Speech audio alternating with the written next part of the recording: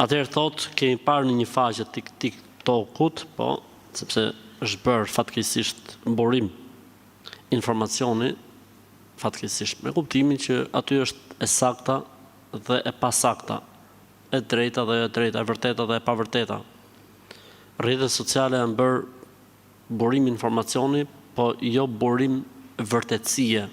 Pra pasi aty mund të ketë edhe diçka të saktë, po edhe shumë gjërat pasakta. Ndër këto gjërat pasakta që janë përhapur, është edhe ky postimi.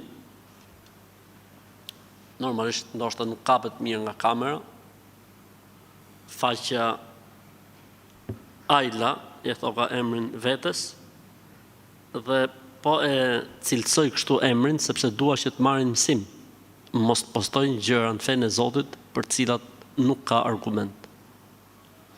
Ai që reciton emrin e Semia, dëgjuesi pra këtë emër të Zotit, 100 herë pa folur me askënd, të njëjtën pas namazit të drekës, Allahu do të plotësoj atij ose asaj çdo dëshirë. Edhe herë.